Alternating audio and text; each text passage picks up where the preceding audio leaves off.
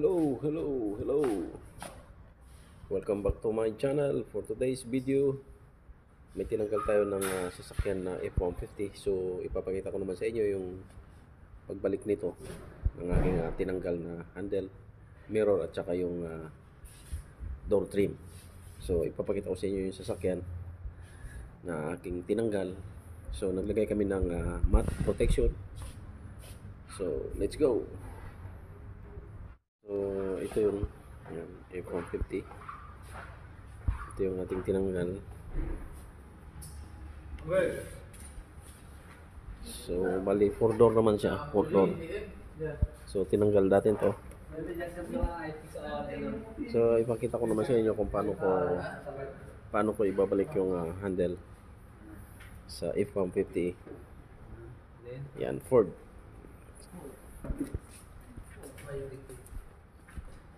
So, yan. Ford. Yan. So, yun. So, i-demo ko sa inyo kung paano ko ibalik ang aking tinanggal na handle. So, yan. So, let's go. So, yan. Ito yung chrome sa may pintuan. So, bali may dalawang clips lang siya. Yan. So, yan. So, yun. Let's go. 4 door nga pala yan. 4 door. So, yung sa likod, hindi na natin tinanggal yung door trim kasi wala naman siyang wire. So, hindi na natin tinanggal yan. So, yan. Let's go.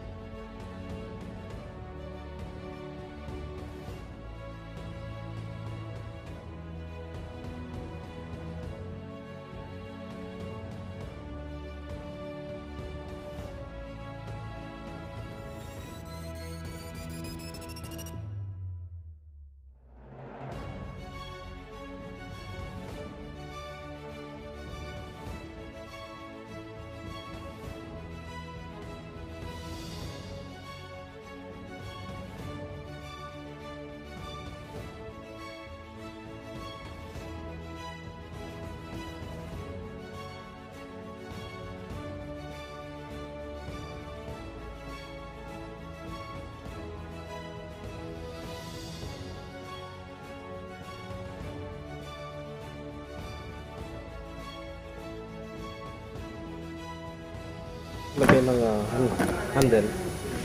So, may wire lang siya. Ayan, yung wire niya. Ayan. Ilalagay na natin yung handle. So, ang paglagay ng handle, isoktok mo lang dito. Isoktok mo lang yan. So, bali may pinakalak dito sa loob na parang center niya. Kaya naka-align yan. Nakapasok siya doon. So, bago mo ito ilagay. Tapos mo ilagay, itulak mo lang siya dito. Itulak mo lang siya pa loob para mag-lock siya. Saka mo higpitan dito. Gagamit ka lang ng 5 mm. Higpitan natin.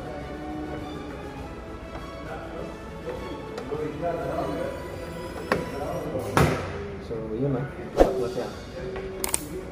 So, ganun din pag tanggal nito, akin mo rin siya bago mo huluwagan dito sa tornilyo. So, yun. Nakalagay na. So, dito naman tayo sa loob.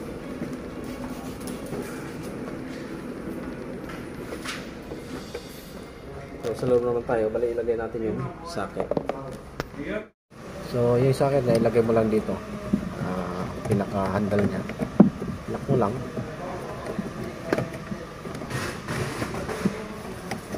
Yan. Yan. So yun, nakalock na yung socket niya dito sa loob.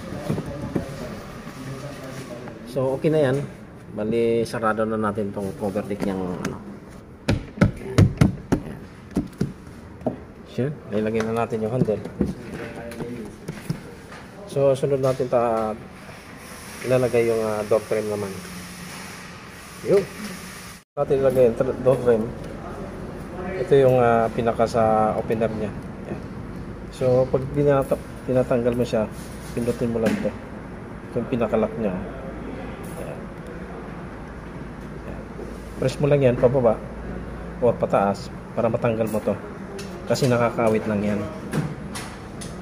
Yan. So, yun. Let's go. So, yun. Balilagay na natin itong door frame.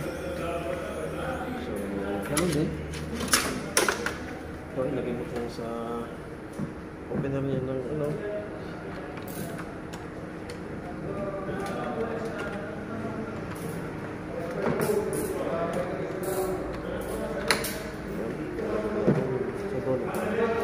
So, ito.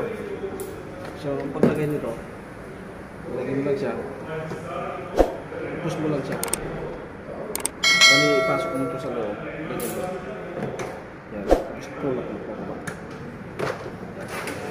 So, wala ka na yun Lagyan natin yung sako.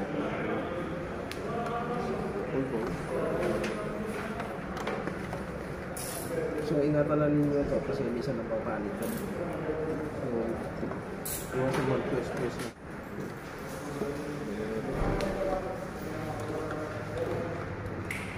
So, kung saan mo tinanggal yung mga sako, pwede din ang ipong balik mo. Para hindi balik ko. So, yun, nakalagay na lahat. So, madali lang yan. Sakalpak mo lang ng ganyan.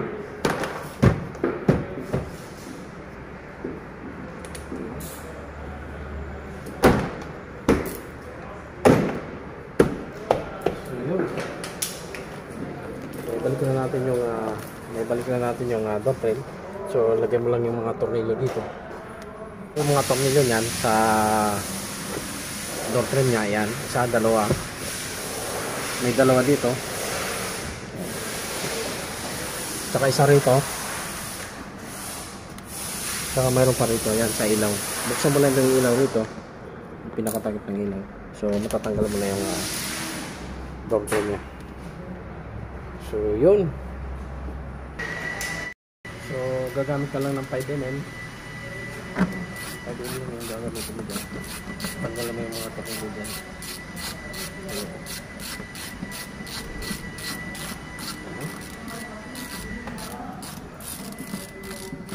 Bali, 6 na tornilyo. Tanggalin mo rito para matanggal mo yung door frame mo.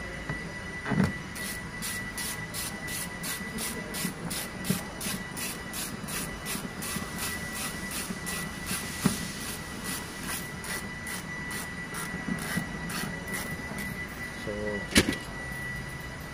lagyan natin yung takip. May takip siya. Yung takip.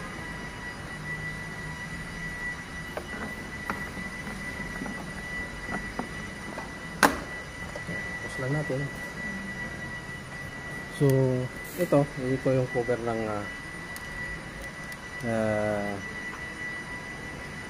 meron niya. So, meron isang sensor dito.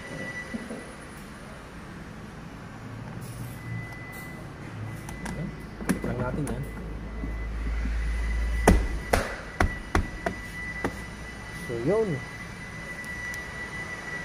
So, yun. Ikabit na natin lahat yung door frame niya, tsaka yung mirror, tsaka yung handle. So, thank you so much for watching. God bless. Bye-bye.